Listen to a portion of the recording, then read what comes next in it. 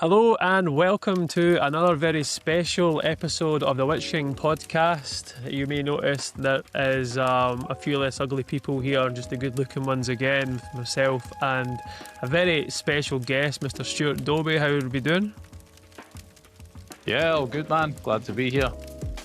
Good stuff. What we're going to be looking at today is, as you might have guessed, with Dobie's presence, is looking up to the Scottish Team Championships, the STC Scottish team event that's going to be happening as time of recording, it'll be a week on Sunday. We thought we'd just get together and have a quick preview of the event. I'm sure you'll see Liddell, Dave and Mark very soon, but it's just a kind of a one-off special event here. So I guess just to jump straight into it, then I'll just sort of, introduce the event and then we'll get into a bit more information of it. So as I mentioned, on the 1st of March, coming up a week on Sunday, tickets completely sold out. It sold out rapid, didn't it? I mean, a bit quicker than you'd expect. It was within the first...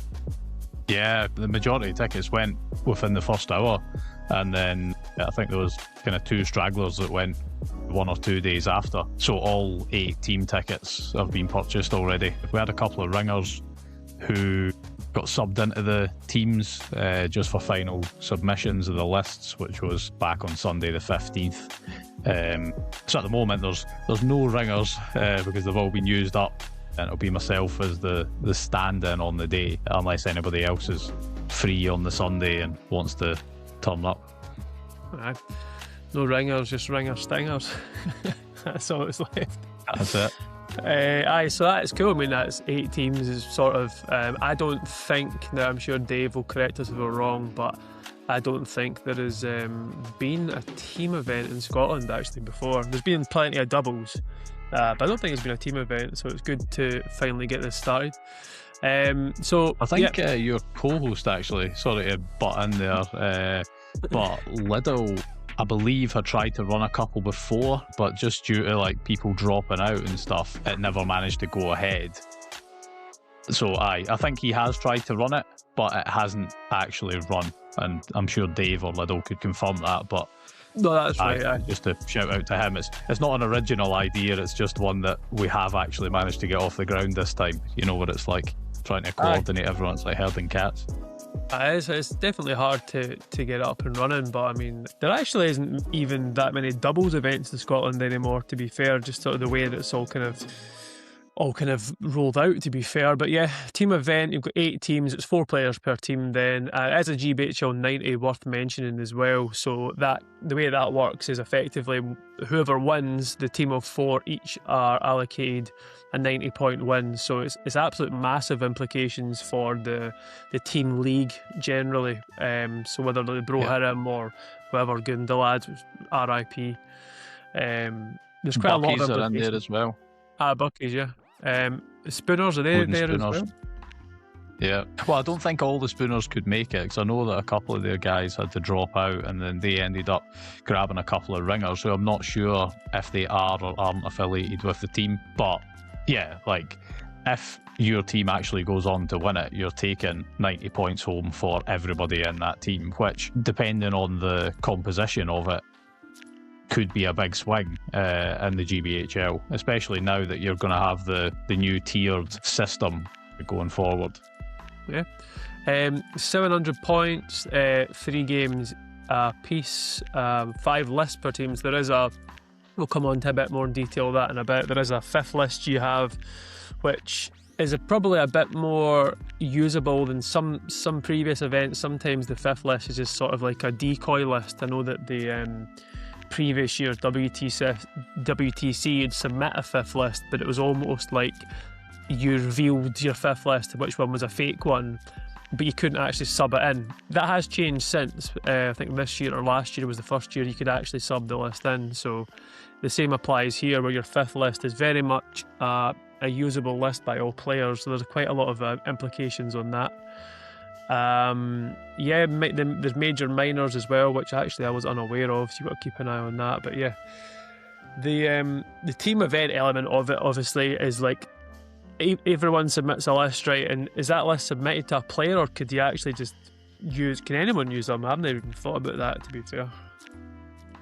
Yeah. So it's a team pack of lists. That's the best way to think about it. And in the round pairing steps, which we'll eventually get onto later, because I think that's going to be a big one to go through, the team captain allocates each player an army list to use, but most people are familiar using their own army. They're going to be bringing their own models, and like I'm pretty sure the captains are going to be letting people use the stuff they're familiar with. But if you wanted to come and really make the most of the pairing set up, and you had 5 all-comer lists and 5 all-rounder players that could literally play anything into anything, then you could leverage that. But, you know, if you are a player who's been playing with the Beornings all year, it would be really weird to then issue you like an all-foot troop, no monster caster list just because you can.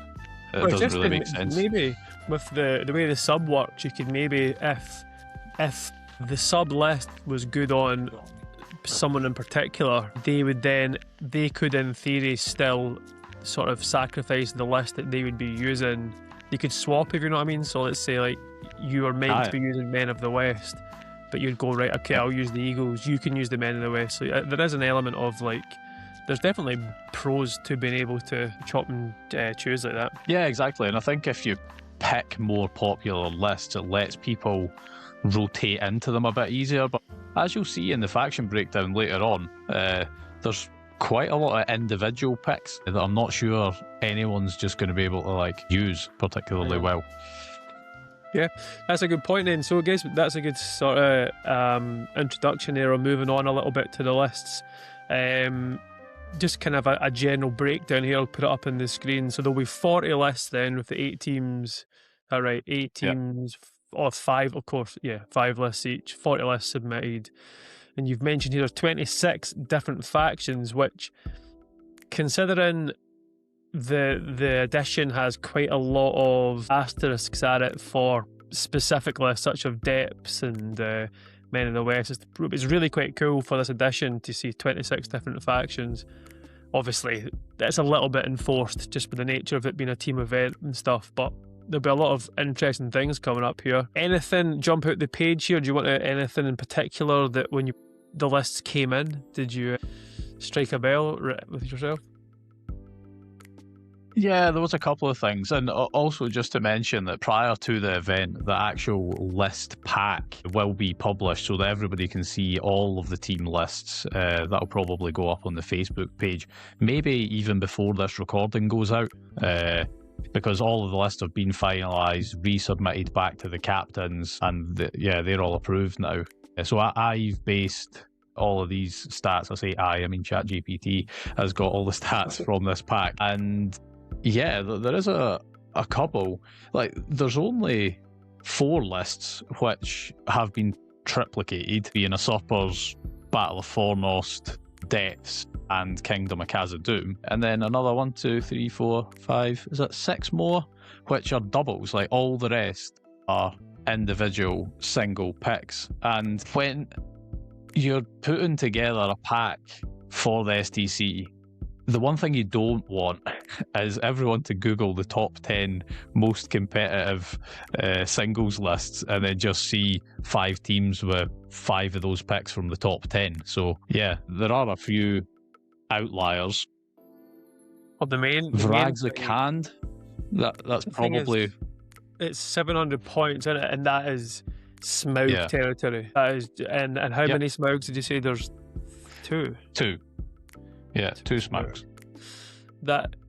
But interestingly, there's no Moria and there's no other dragons, and there's also no Dale, which Dale are quite a good pick into potentially where you could have had dragons, obviously into Smaug, and can be into the Eagles. But they've also only got 1 Eagles list in this as well. Aye, the thing with Dale is they're not very flex. It's so strange because literally we've spoke about it a bit with another podcast. It's just like such a weird thing. I mean, the start of the edition, people are rushing out to buy Dale, and now it's just everyone's starting to kind of just go off shooting, like sort of static shooting lists. But I think in a few tournament packs, a lot of the picks that you get for scenarios deter Dale. They might not play very well into a couple of scenarios because they're heavily movement based and they're not really leveraging what they're good at. But the +1 to wound is still big. Even on the knights, you could potentially be getting +2 to wound if you're stationary getting charged. And I think in this pack, when we get onto later, like how the scenarios are allocated and how the pairings are done, I think you could have got Dale into more favourable matchups, especially because you're picking the table, what terrain they're going to be playing on, what the scenario's going to be. And there's not a lot of heavy shooting armies. No, there's no Markwood there either. Any of this. No, there's no Markwood. Which are the two shooting armies that kind of come to mind? Obviously, you can shoot Uglut Scouts and that. Lurks, is there Lurks? No, Ugluts. Ironically, probably the biggest shooting army is the Shire, just because the amount of models with the throw stones and all the bows.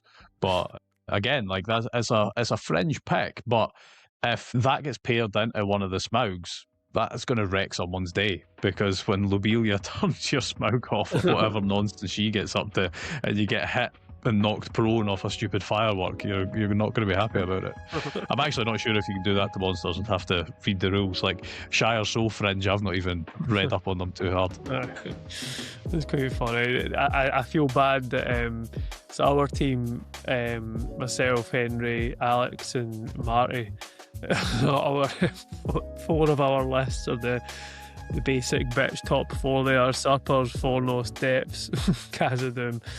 And then the 5th list is what must it be? What am I missing out of there? Is it Men of the West, I think? Which surprisingly, Men of the West is only 2, so but it's hardly breaking edge. Yeah, out of 8 teams, I would have thought Men of the West would have been slightly higher up there. It was the same with Depths and Moria. I almost expected to see 8 of them and 8 Men of the West, and that's obviously not how it's come out, but I do think quite a lot of people were making picks that, I'm not going to say play well into the Balrog, because like we've discussed before, there's not many things that play well. There are some things that play slightly better into the Balrog. I think that's the route most teams have gone down. It's like, well, we might take one, we probably didn't, because not even half the teams have one, but they all have something that could deal with a Balrog.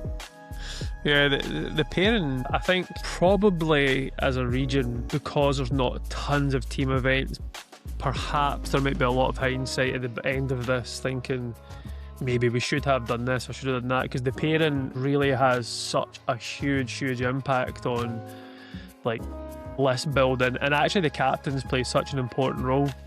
Obviously there's plenty of like STC experience going, like I'm not saying that people haven't played team events, and there's been plenty of like captains, but I mean Dave, probably the longest captain, he's not playing. I don't think is Stoff playing either. Is he on a team? No, he's like got a family event that weekend.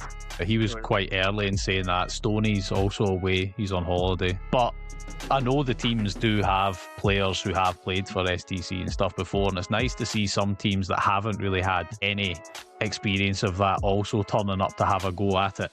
And what you might find, and hopefully all going well in a couple of weeks, that people enjoyed the format, they enjoyed the matchup aspect of it, and if we run it again next year, there will be that like broader experience of actually doing the pairings and realising that quite a lot of the prep in a team event goes into what armies you're taking, who can play with what armies, and actually getting the matchups right. Yeah. Because, you can always play into any matchup and try to get the best possible result out of it, but being able to like forward plan that in your mind while you're pairing all the players up with the list that they have and saying like, right, okay, this is a hard matchup for you, but I want you to try and get a minor loss rather than a major, because that could be a big swing if you've got a couple of good matchups getting the major wins. So yeah, but we'll see how it pans out. See, so I actually didn't realise it was 3 games. Is it quite... Obviously, you need to bake in time for the pairings, I understand that. Like, how long is the round timers? Can you remember, just roughly? Yeah, so the 15 minutes prior to the game is allocated purely to the matchups. So we'll go through the matchups later, but that is purely a matchup phase. There will be 2 hours of game time for the games themselves, and deployments in scenarios where deployments are applicable must be completed within 15 minutes. Otherwise, you can appeal for like a slow play violation. So many better have fast fingers. We sent me 2 hobbits. And following that, at the 2 hours, time will be called and it'll be finish the turn you are on. And you have 15 minutes to do that. And if you cannot finish your turn within the 15 minutes, you will play out that phase.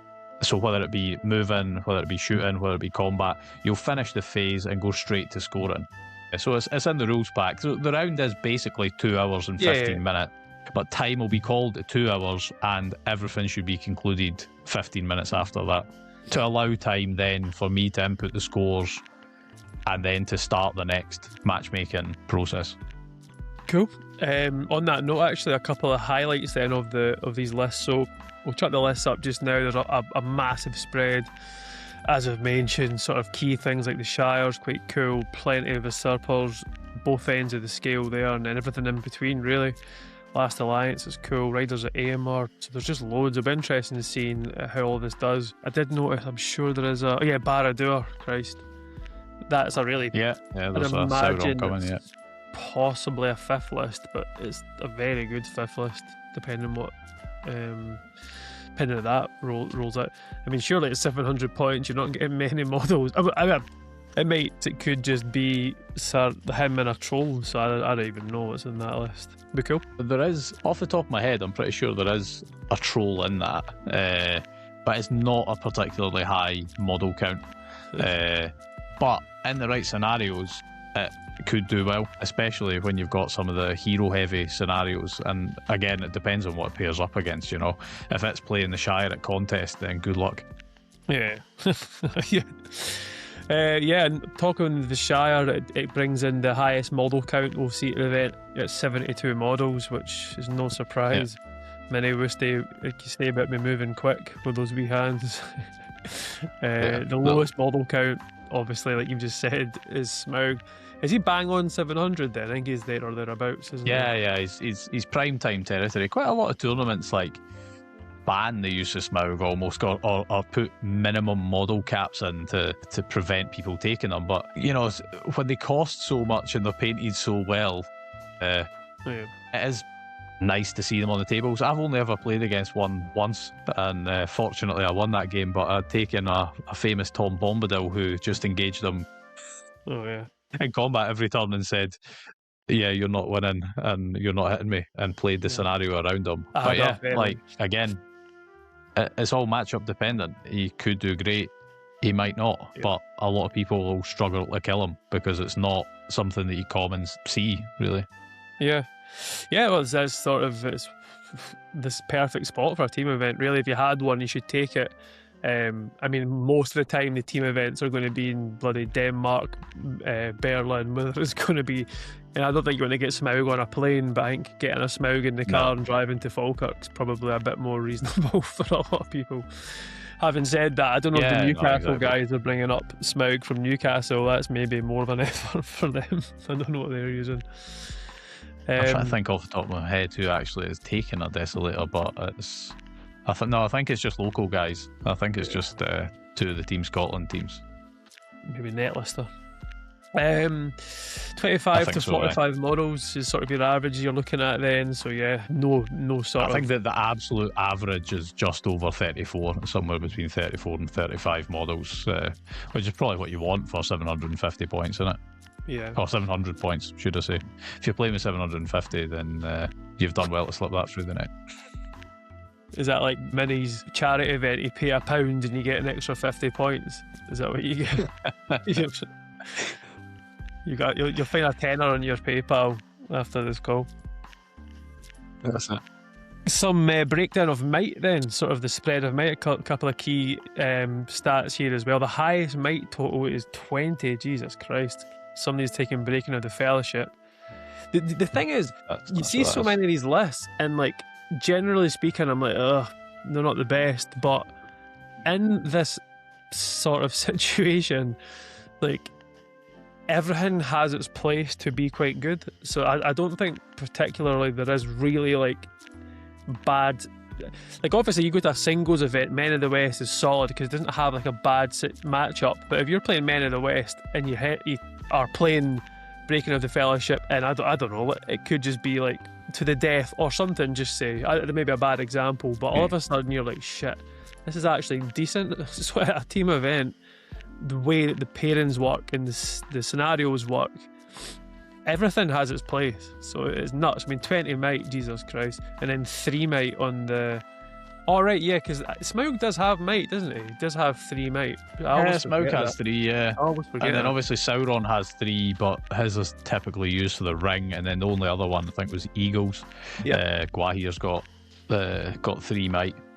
But like, see that Breaking of the Fellowship again. I'm pretty sure one of the new scenarios is like, I've played it once. I think up in Dundee, you've got like 3 objectives, and it's the highest heroic tier beside the objective controls it. So like, it doesn't matter about foot troops.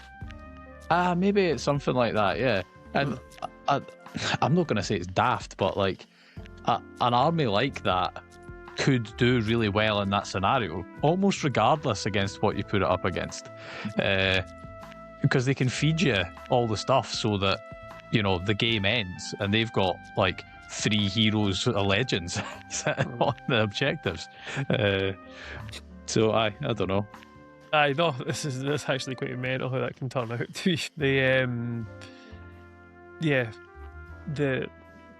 That like I said, team events. There's anything can kind of really happen. I'd be kind of shitting myself if that was happening, and I actually think a lot of people as well. So does that mean then that all scenarios are effectively going to be getting played? Because well, not all. You will play half of the scenarios because it's only 3 games. Yeah. So, again, as part of like the pairings, I'll roll the pool, and then all 4 scenarios from the pool which are rolled are going to be played within your team. Pool. Yeah, of course. Yeah. You should be adding like if you had like a veto system to add extra complication. No, well, it's funny because I believe, having spoken to a couple of guys, there's a couple of different ways that it's been run at other tournaments. I think either Nations Cup or WTC, there is maybe some veto system, and then it's like a pool's rolled, the captain vetoes one scenario, the other captain vetoes another, and then you dice off to see which one out of the remaining 2 that everyone's going to play. And then on the other one, I think it's just rolled by the TO what the pool is, rolled randomly to see what the scenario is, and then everybody in the hall is just matched up into that scenario. And I was like, that's maybe a bit boring. There's only going to be 8 teams. Like, with 3 games and 8 teams, there is going to be a winner. That's the only benefit. Like, if your team comes, wins all 3 rounds, you have won. Sometimes like 3-game days don't feel that good when you've got like 24 players and whatever, and it means that, you know, you might have people who have won all their games and they are on the podium, but because of the victory point diff, they've not quite got the win. This way it's clear, if your team wins all the matchups, then that's it, and you are going to have to leverage your captain's ability to assign players their armies. What about assign them a table to play on and what scenario they're going into?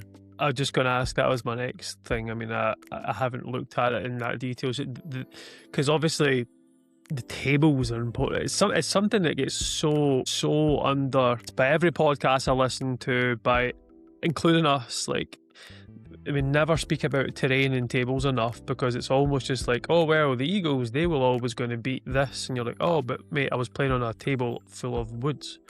And it's just like that's a drastically extreme version of that. But like, getting a good table for the list you're playing with, because like you could play, like I think as you said, the Nations Cup, they all play the same scenario, but if everyone's table is different, so the game can just play out totally different as well. So I think that is sometimes just often just forgotten about. I don't know why. But yeah, so obviously a part of picking a good table for an army, you might even decide the table is more important than the actual matchup. You just think, right, if I can get this army on that table, I don't care what I play against. So yeah, there's a lot of that in it as well. Aye. Right, let's move on a little bit then, because you've got a sort of analysis here, sort of horde versus elite and stuff. So the biggest thing kind of stands out here is that well, obviously in terms of, maybe you can get a breakdown, I'll put it on after, in terms of good versus evil, but you have got horde versus elite, and the might spread is a bit mental, to be fair. I think the one thing that we've not mentioned is like the average might is between 7 and 8, so which is what you'd expect. You want 1 might roughly for every 100 points. Although there are quite a few outliers, one up at 20 and a few down at 3, averages out to 7.5. So the way that I've kind of worked it there is the might versus model count.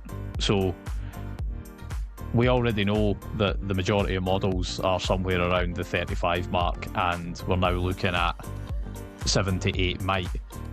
So on this chart, you're more or less saying like an elite army is going to be low models, high might.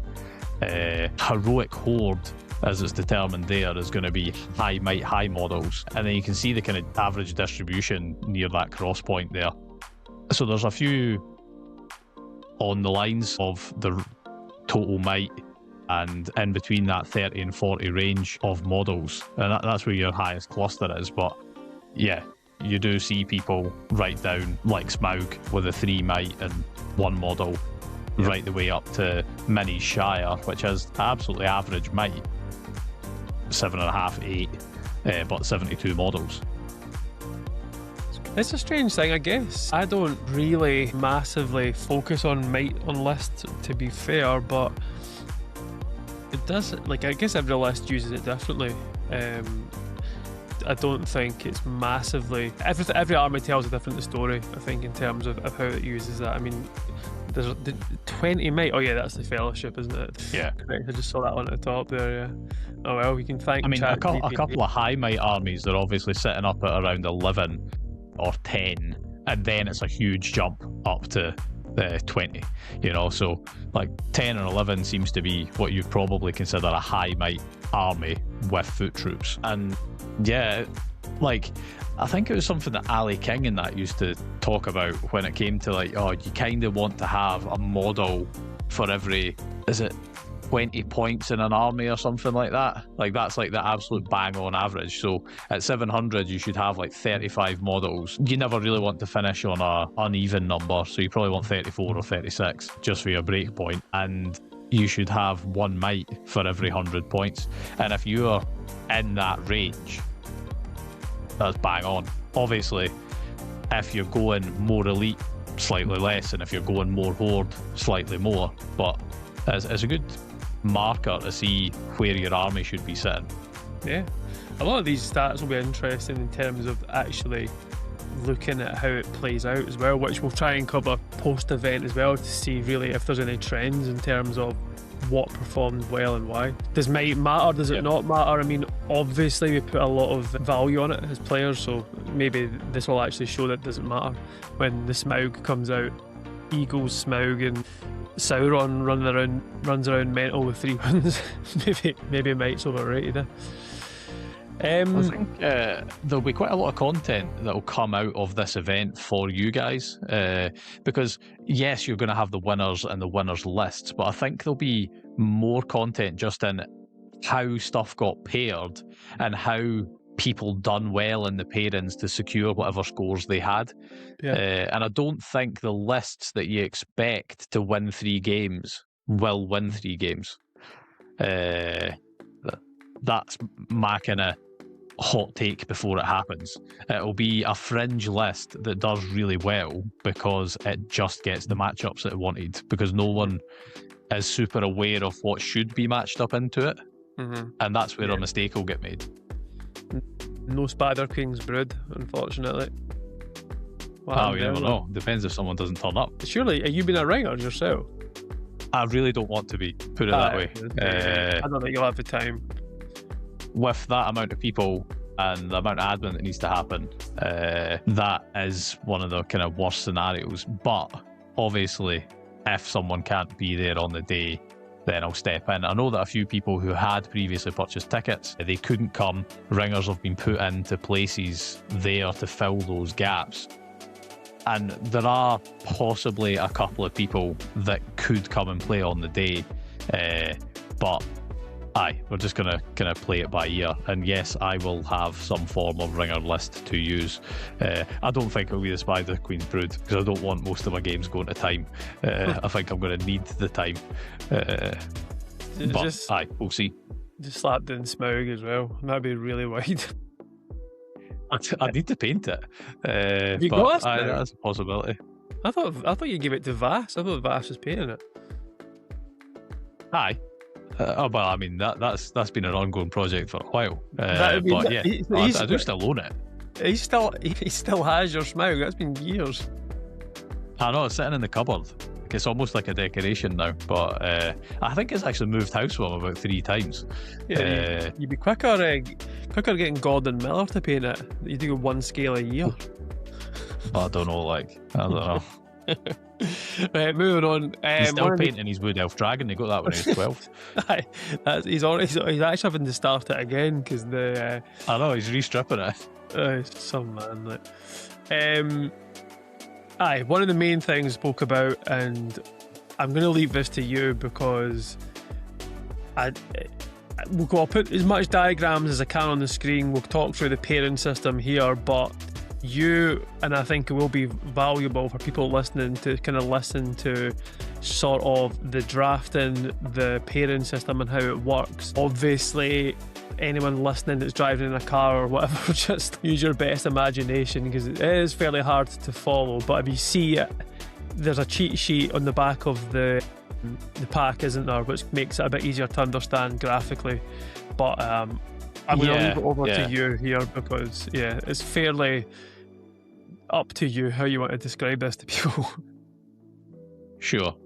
So, there is a graphic, and I believe it has been around for a very long time, and possibly has came over from Warhammer Fantasy. I think Dave actually created it. I'm going to give him the kudos for that, but I think I'm correct there, that it was your colleague Dave Reed that actually came up with this, and when the GBHL was kind of starting, he ported it over from a tournament pack he had and said, well, this is how we do it in fantasy, and it's just came from there. And if that's not right, then I choose to believe Dave made it anyway. So it is quite an old image, and if you are listening, your brain's about to melt because it's much easier to sit down with a bit of pen and paper and really go through it. I typed up a cheat sheet at the back of everyone's rule pack, and I know that rule packs are boring and you probably never made it past page 3, but it is there. And if you're going to bring one piece of paper on the day, that is a good one to have. Briefly going through it is, step 1, I will determine the team matchups. Now, prior to the event, I will do a draw. Whether it's a live draw on Facebook or whatnot, or just some RNG generator to get the initial pairings, it will be done and it will be published in advance of the event. I'm not going to commit to a day because it's all work dependent, but it will be up. So you will know if, your team is going to be playing the Bucky Berserkers, for instance, Casper. That'll already be known prior to the event. Stage 2, I will roll the scenario pool on the day. So it could be any one of the 6 pools, and when that's rolled, all 4 of the scenarios will be used for that round. Stage 3, the captains are going to select 4 out of the 5 submitted lists. So, like I said previously, the captains could literally give any player on their team any list. They're probably not going to do that. If you always play with Kingdom of Khazad-dûm, you're probably going to get that list to play with. But they will know who they're playing against because all of the lists are going to be made public prior to the event.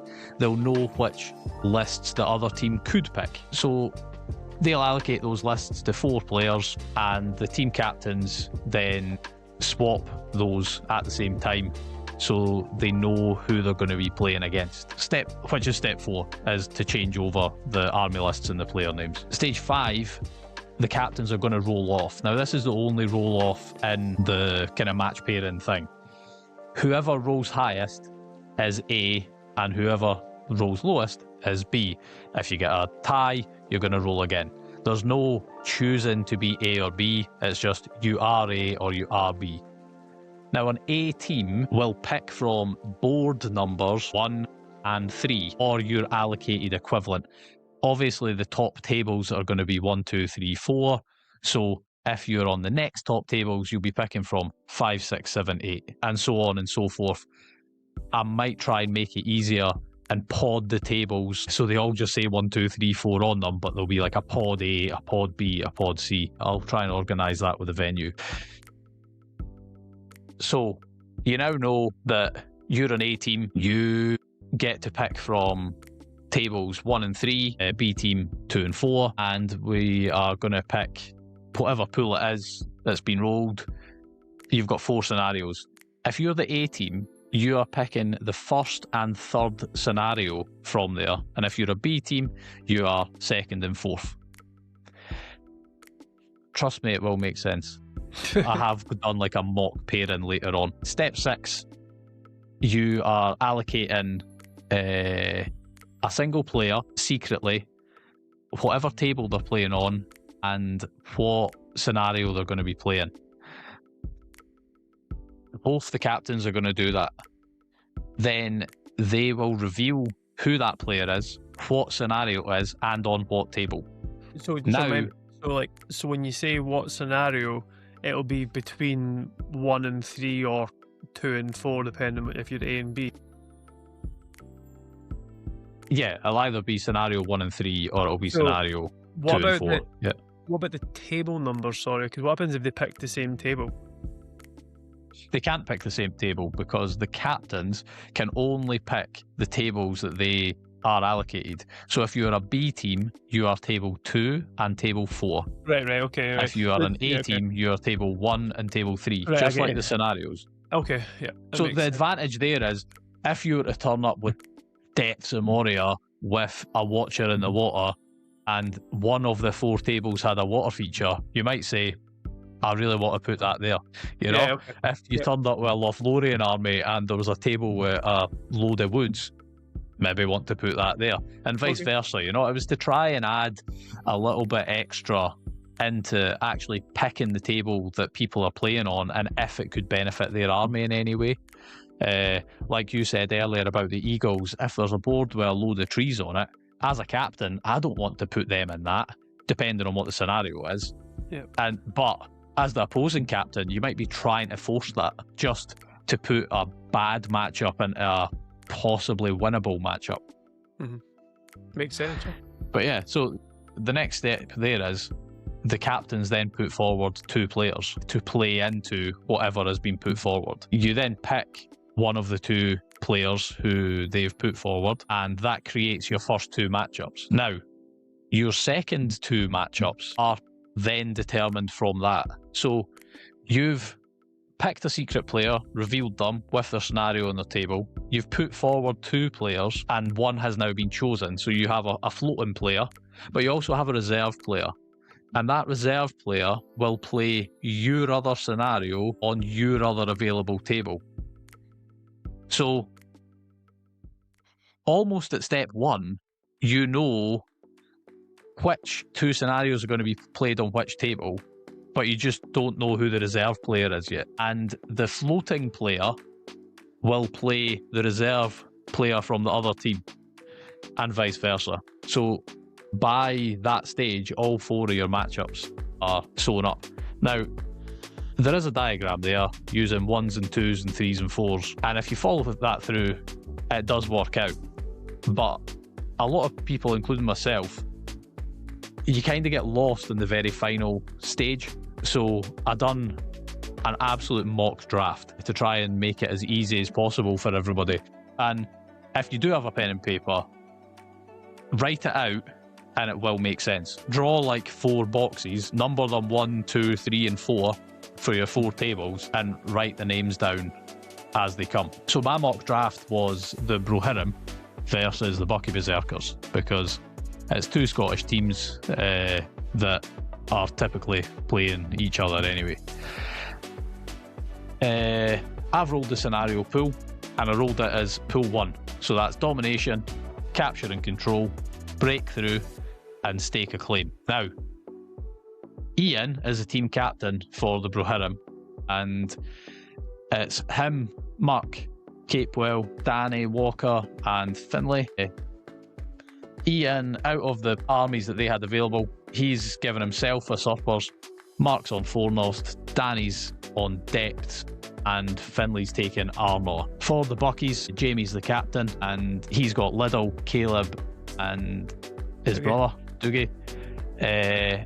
Jamie's taken White Hand for himself. Liddell's got Defenders, Boring Shooting. Caleb's got Rivendell, and Douglas has Men of the West. So they then trade and say to the other captain, these are my 4 players who are playing with these 4 armies. So by that point, you know which list they're not using. Ian and Jamie roll off, and Brohirim rolls a 6, and Buckies get a 5. So Ian's team are the winners and are labelled Team A, and the Buckies are Team B.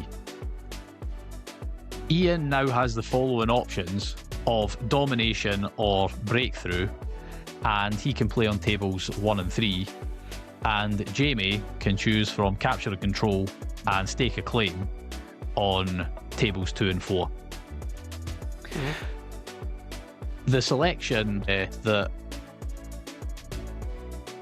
Ian is going to choose himself to play domination on table 1, Jamie's going to choose himself to play capture and control on table 2. Now, they're the secret players. They haven't revealed that to their opponent yet, so they're going to do that now. And Jamie's now thinking, okay, right, somebody needs to play Ian at domination. I'm going to put Liddell or Dougie to play. And Ian puts forward Mark or Danny. Ian, I don't know, he's had a stroke or something, decides to play Liddell at domination on table 1. And Jamie has chosen to play Mark, and they were playing...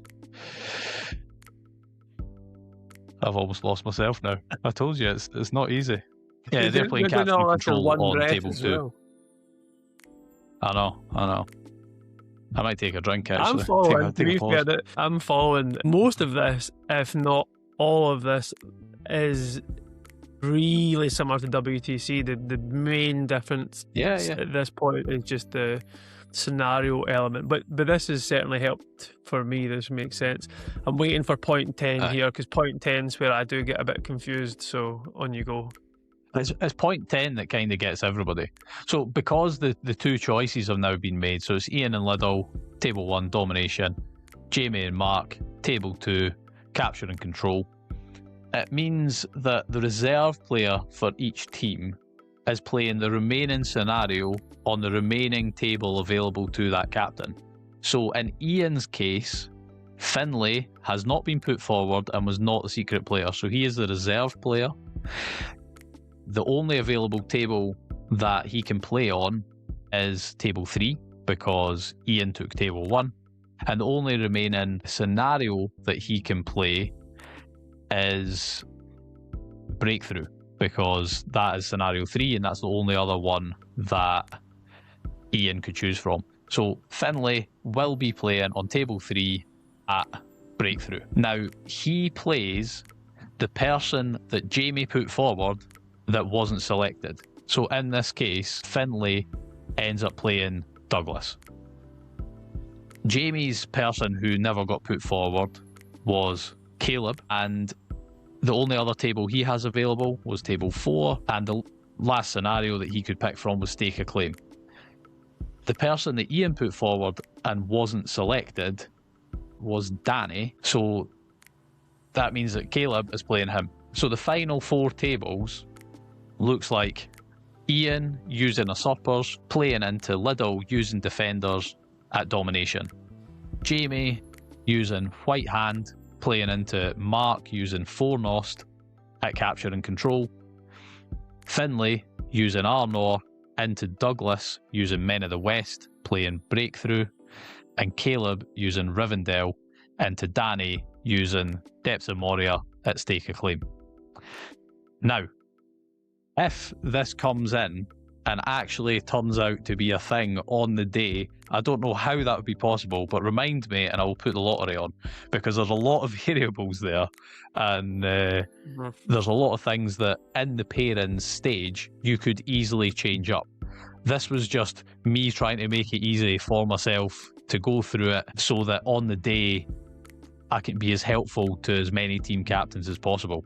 I think for the people who have been to WTC or Nations Cup, they will find it reasonably straightforward, but definitely going for stage 9 to 10, you feel like, well, how is the last two made up? And it's remembering that the reserve player is playing the scenario not already put forward, on the table not already put forward.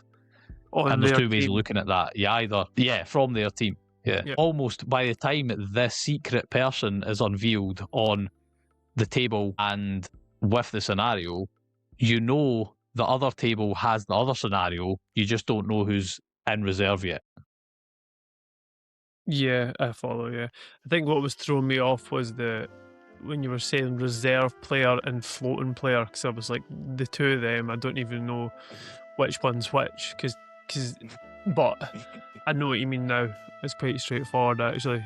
In practice, it'll be a bit more complicated on the day when everyone's going, I don't want to do that, I'm wanting to play this, I'm the one that fucking hell. It's just trying to work through the pairings here. Fuck, you paired men to the Balrog. And I think, I don't envy the captains having to deal with the internal politics of the team either, because there'll be some people say, I don't want to play in either that player matchup or that scenario matchup or on that table or into that army matchup. Like, there is going to be a lot to juggle, and I think unless you really come prepared, almost like with a playbook, that you can be like, right, we thought about this before we turned up and we would prefer these matchups on these scenarios, but in these scenarios we would prefer these matchups, and really try to have a clear path to victory. And that is where you have to reiterate is major and minor victory conditions. So you need to think about the scenarios you're putting some armies into and say, well, can they get an 8 VP or more swing into the opponent? No. Okay, so the best we're hoping for on that table at that scenario is a minor win or a minor loss. And maybe that's all you need. Maybe you just want the minor loss so that you can prioritise your larger wins on other tables. Yeah, that's something just to reiterate. So the major minor is it's an 8-point swing, isn't it? That's your major minor on that, yeah. I think there'll be quite a lot. That's correct. 8 VPs or more. Yeah. It's 8 or more, not more than 8. It's 8 or more.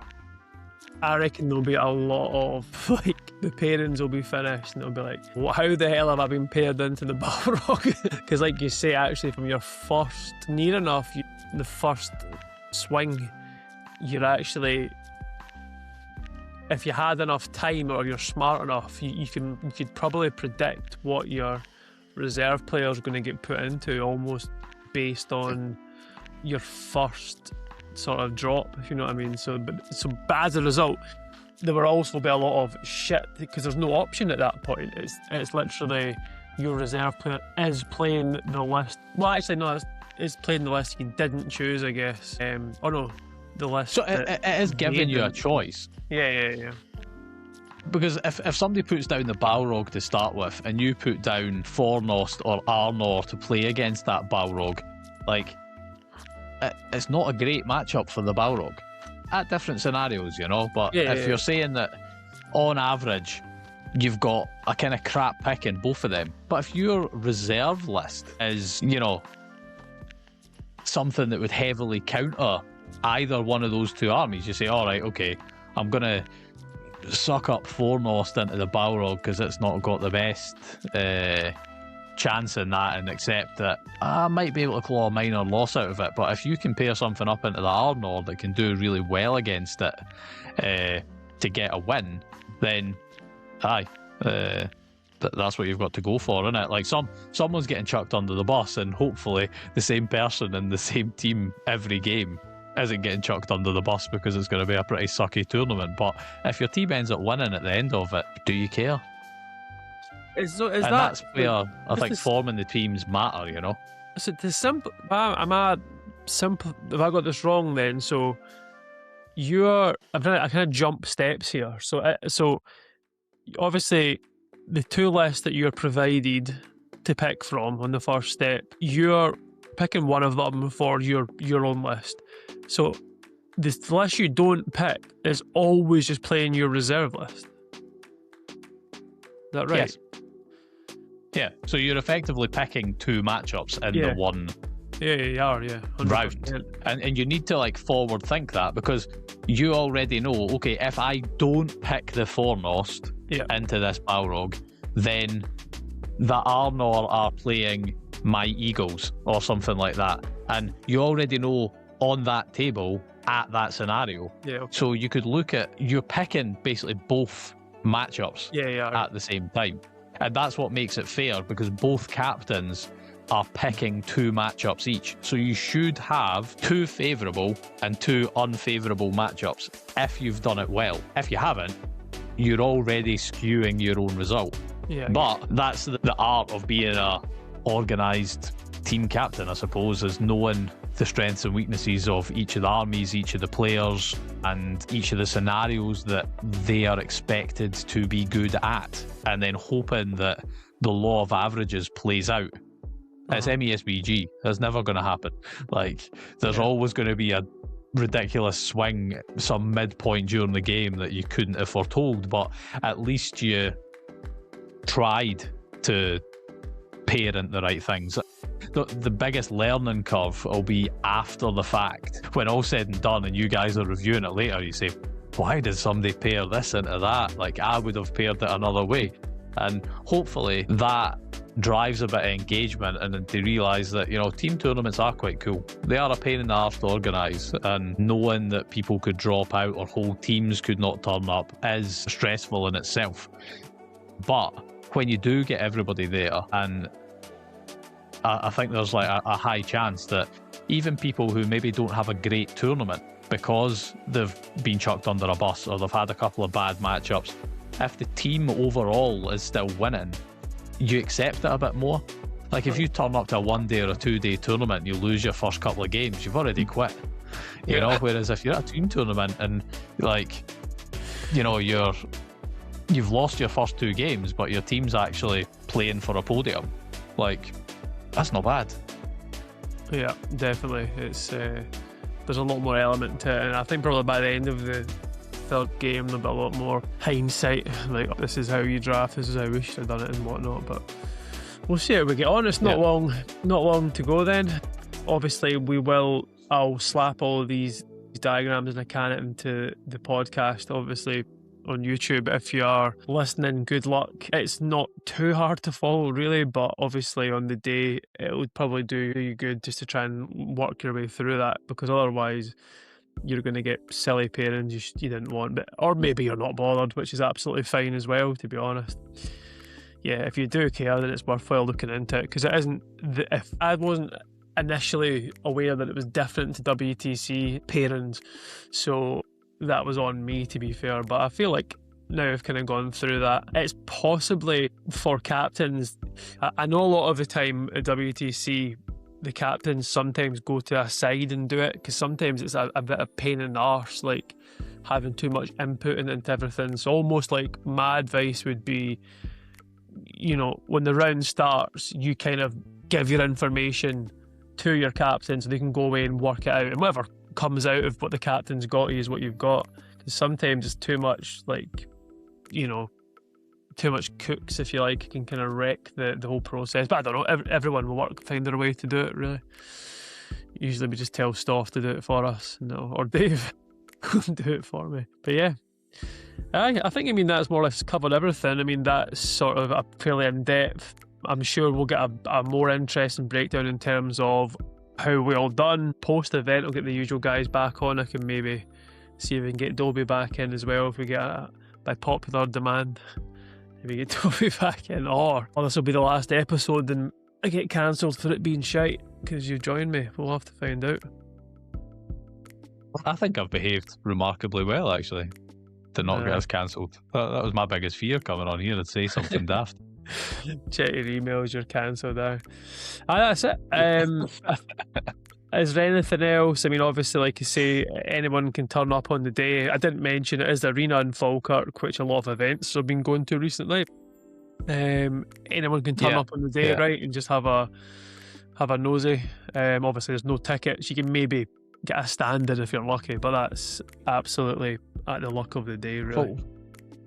What I'd originally put in the pack was we were going to have 3 or 4 ringers, and as like a side tournament, the ringers would have been an entire team, either including myself if there was 3 ringers, or all 4 of them would have just been, chucked into a team if a whole team didn't turn up on the day. And there would have been table space to play a round robin, so that all of the ringers would have played all the ringers, and then I would have done like a prize for like the top ringer sort of thing. But the 3 guys that we had have been subbed into all the teams now, so there are no ringers, which is risky for me,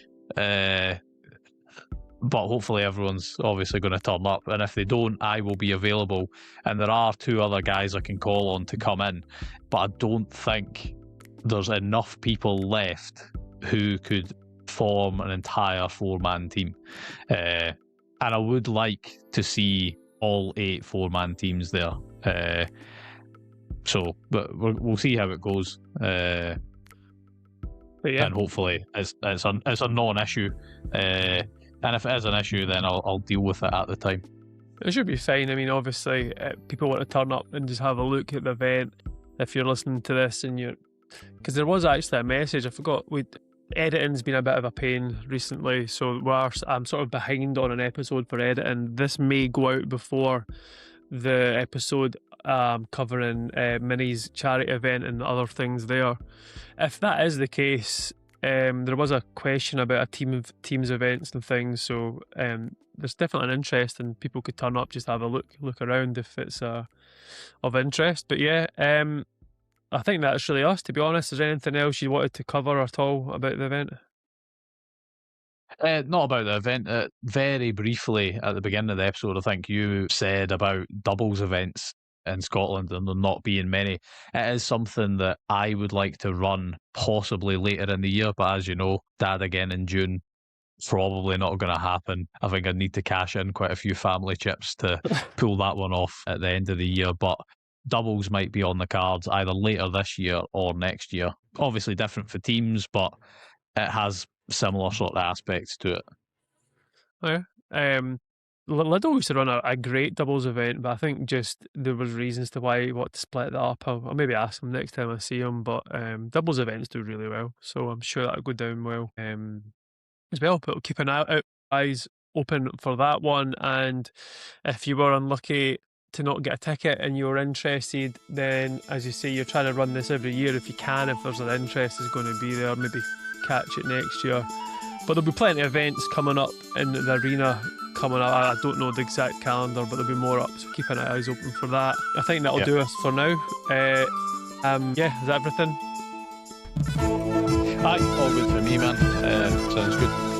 Good to have you here. Okay, well, we're looking forward to next Sunday then. Hopefully I can get at least 1 win. I'm a bit rusty again, so we'll see if we get on. Submitted the wrong list, not even using the halls. It's all vampire shaped already. Anyway, cheers for joining us, and I'll see you next time on the Witch King podcast. Cheers, guys.